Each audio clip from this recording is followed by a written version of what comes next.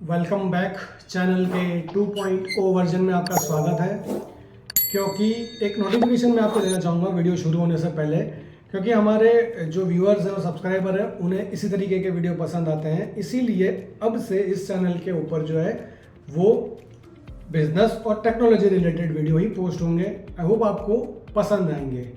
तो चलिए बिना टाइम वेस्ट किए हम आज का वीडियो शुरू करते हैं।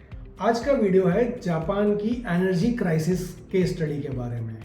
जी हाँ, जापान एक डेवलप कंट्री है, डेवलप कंट्री में से एक है और टेक्नोलॉजी वाइज वो काफ़ी कंट्री आगे है। लेकिन फिर भी 2005 के अराउंड इनको एनर्जी क्राइसिस का प्रॉब्लम फेस करना पड़ा था। अब एनर्जी क्राइसिस क्या है, मैं सबसे पहले आपको ये बता दूं। एनर्जी क्राइसिस का मतलब ये होता है कि वो देश जितनी एनर्जी प्रोड्यूस करता है उससे ज़्यादा वो खर्च कर देता है, राइट। तो जो एक्स्ट्रा एनर्जी वो खर्च करता है उस एनर्जी को वो दूसरे देश से इंपोर्ट करता है।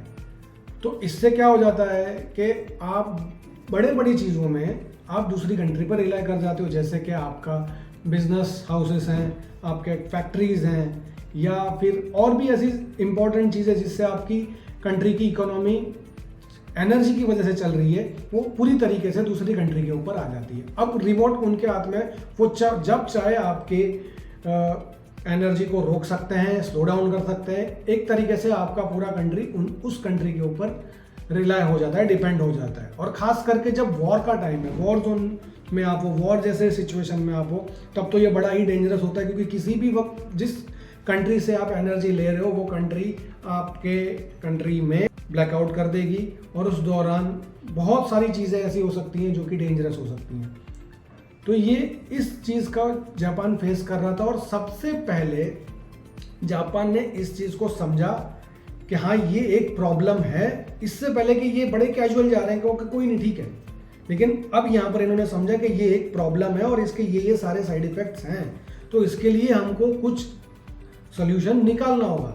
सबसे पहले इन्होंने इस प्रॉब्लम को समझ लिया, राइट। अब प्रॉब्लम को समझने के बाद इन्होंने देखा कि ये प्रॉब्लम मैक्सिमम हो कहाँ से रही है, ज़्यादा से ज़्यादा करके ये कौन है, कहाँ किस सेगमेंट में हमारी एनर्जी ज़्यादा जा रही है। तब इनको पता चला कि जो कॉर्पोरेट हाउसेस हैं या कॉर्पोरेट प्रीमाइसेस हैं वहाँ पर सबसे ज़्यादा जो है वो एनर्जी यूज़ की जा रही है।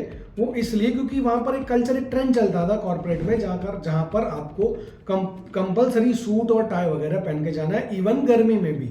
तो गर्मी में क्योंकि बड़ा अनकंफर्टेबल हो जाए इसीलिए वहाँ पर एसी का इस्तेमाल ज़्यादा होता था हर जगह पर, और बहुत सारी जगह पर एसी का यूज़ बहुत ज़्यादा होता था। और इस वजह से एनर्जी ज़्यादा से ज़्यादा कॉर्पोरेट्स इवन एसी और इसके जैसे और अप्लायंसेस को ज़्यादा यूज़ करने लगे लोग। इस वजह से जो है वो एनर्जी का यूसेज ज़्यादा होने लगा। तो इनको इस चीज़ में पकड़ में आ गई, इनको अब इस ट्रेंड को चेंज करना है।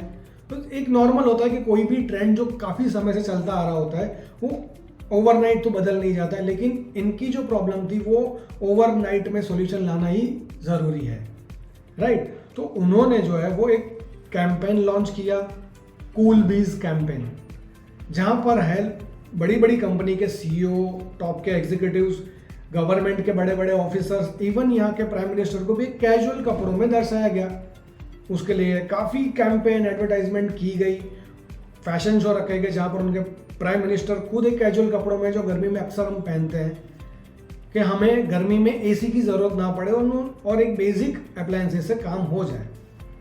और बड़े ही ज़ोर शोर से इसका प्रमोशन किया गया, लोगों को अवेयर किया गया, लोगों को इस प्रॉब्लम के बारे में बताया गया और लोगों ने भी इस चीज़ को समझा और उसको एक्सेप्ट कर लिया।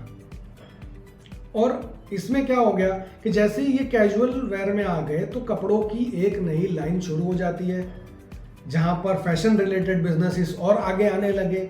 लोकल शॉप, बार्बर शॉप जो थे वो उस कपड़ों के हिसाब से फैशन करने लगे, हेयर कट बनाने लगे। तो छोटे छोटे बिजनेसेस काफ़ी आगे आने लगे और देखते ही देखते लोगों ने ये जो ये फॉर्मल अटायर था उसको चेंज करके एक नॉर्मल अटायर, कैजुअल अटायर में उन्होंने इस चीज़ को एक्सेप्ट कर लिया। With in a month, 30 days के अंदर अंदर इन्होंने इस चीज़ को एक्सेप्ट कर लिया।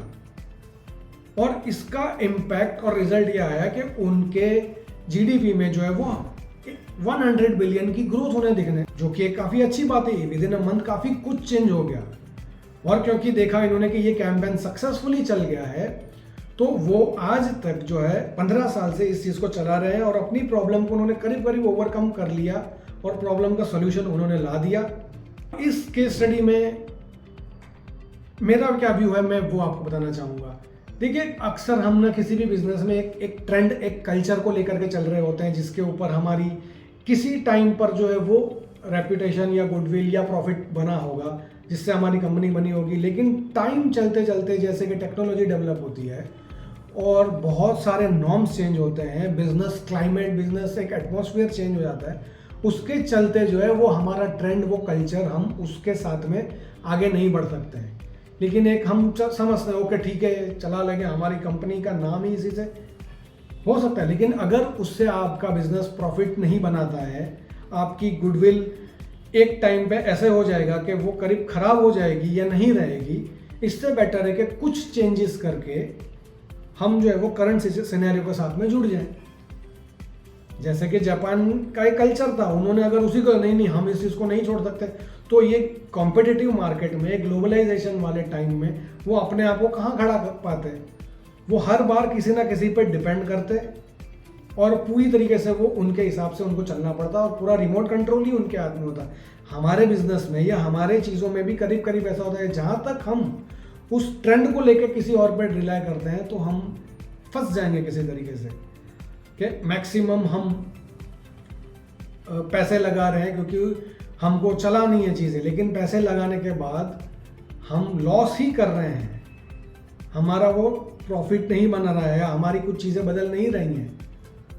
तो इसके लिए हमें कुछ चेंजेस ऐसे करने पड़ते हैं। तो इस केस स्टडी से यही समझना है कि एक स्टिक चलना नहीं है, जैसे जैसे टाइम, टेक्नोलॉजी और बिजनेस के सिनेरियो चेंज होते हैं, हमें भी हमारे बिजनेस में या हमारी और सारी चीज़ों में वो चेंजेस लाने पड़ते हैं, जिससे कि आप कम से कम प्रॉब्लम फेस करो और आपकी प्रोडक्टिविटी और प्रॉफिटेबिलिटी बढ़ जाए, राइट। और इस केस स्टडी में एक और चीज़ समझ में आ जाए कि गवर्नमेंट के साथ और कॉरपोरेट के साथ मिलकर सामाजिक प्रॉब्लम को अगर आप सॉल्यूशन, सामाजिक फायदे के लिए अगर आप कोई सॉल्यूशन ला रहे हो तो वो बड़ा जल्दी एक्सेप्ट भी किया जा सकता है, एक्सेप्ट किया जाएगा और इससे जो है वो प्रमोशन और मार्केटिंग और प्रॉफिटेबिलिटी और ज़्यादा अच्छे से यूटिलाइज हो सकती है।